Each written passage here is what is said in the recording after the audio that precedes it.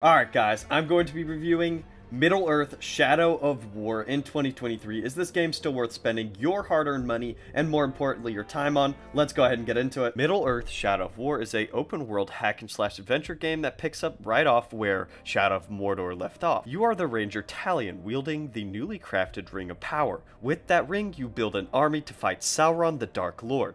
Now let's go ahead and talk about the things I like about this game. The first thing I like about this game is the gameplay, which I think is the most important part of a game. The combat is fun, fast-paced, and very fluid. But there are several ways to play the game. You could either run around stealthily and gather intel on Uruk captains and war chiefs, or you could run headfirst into the battles and figure it out as you go. The combat is really easy to pick up but very satisfying to master, especially on harder difficulties, because this game can be pretty difficult. On the harder difficulties, your enemies two-shot you, and the Uruk that defeated you gets promoted, becoming your nemesis, while also gaining several buffs, making them even stronger, and even harder to defeat than before. But when you do defeat them, you get a whole bunch of extra rewards. The next thing I like about this game is the graphics. The game looks really good, especially on PC. It looks fantastic. But let's move on to the story. The story, in my opinion, hard carries this game. The story is really good and has several plot twists that really had my jaw on the floor. I was shook. It was really awesome, and I'm not going to spoil it here. The final thing I want to talk about is the ridiculous amount of content there is in this game. There's 5 different enormous maps for you to explore.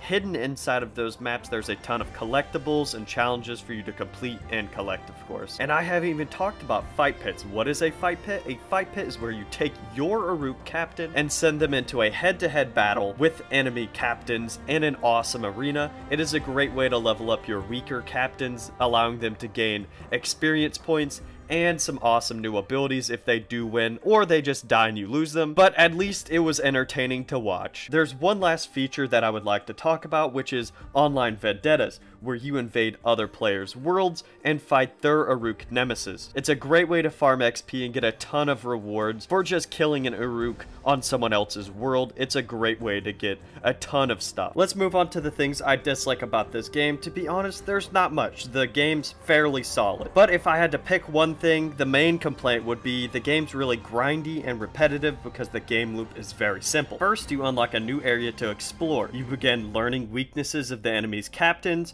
while building your army. Then you eliminate the fortress's war chiefs before raiding the fortress and taking it over, installing a new warlord that is under your control, and then you unlock a new area, and the cycle continues over and over and over.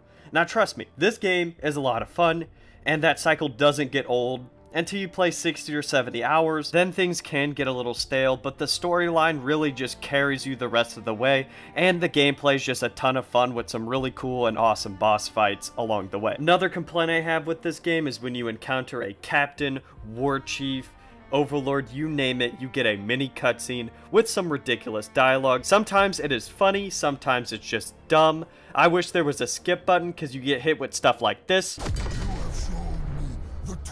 Joy of pain, so succulent, so delicious. I want more. I need more. Give me more pain.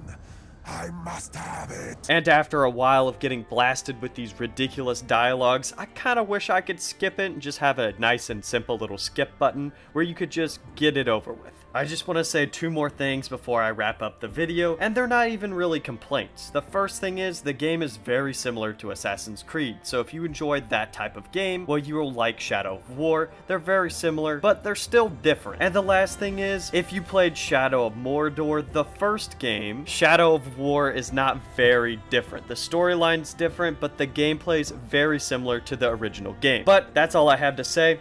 Let's go ahead and move on to the conclusion. In conclusion, should you buy Middle-earth: Shadow of War? Yes, if you like Assassin's Creed, Lord of the Rings, or Shadow of Mordor, you'll like Shadow of War. This game's a lot of fun. I'm gonna rate it 8 out of 10. I enjoyed playing it. The story's awesome. But if you guys like this type of content, please like, comment, and subscribe. I'll see you guys later.